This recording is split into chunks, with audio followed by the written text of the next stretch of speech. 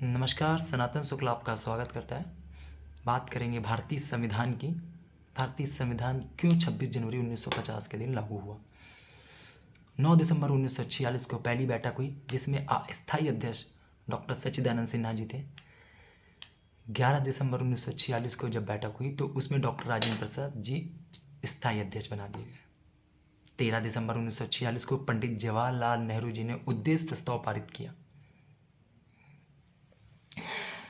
फिर उसके बाद 22 जनवरी 1947 को सर्वसम्मत से संविधान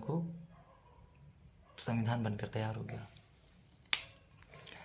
26 नवंबर 1949 को संविधान कॉन्स्टिट्यूशन अडॉप्ट कर लिया गया।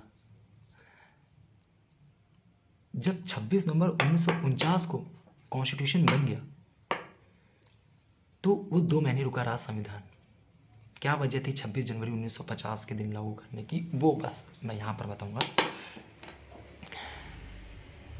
क्या होता है जब किसी के घर में लड़के की शादी होती है तो लड़की जाती है तो घर वालों को थोड़ा सा दुख होता है, लेकिन अगर उसी दिन किसी उस घर में लड़के की शादी हो जाए तो लड़का आ जाता है, लड़के की शादी होती है तो कोई बहू या बेटी आ जाती है तो थोड़ी सी खुशी हो जाती है, बैलेंस हो जाता है।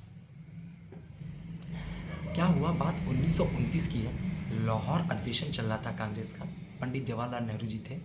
उन्होंने बोला कि अब हम आज़ादी लेकर ही रहेंगे। उन्होंने ऐलान कर दिया कि जो भी अगले महीने का आखिरी संडे होगा उस संडे में हम तिरंगा लहरा देंगे। तो जब जनवरी 1930 का आप कैलेंडर देखेंगे तो उसमें आखिरी संडे जो था वो 26 जनवरी को पड़ा हुआ था। 26 जनवरी को जवाहरलाल नेहरू जी ने तिरंगा लहरा दिया और उस दिन को हम लोग स्वाधीनता दिवस के रूप में मनाने लगे।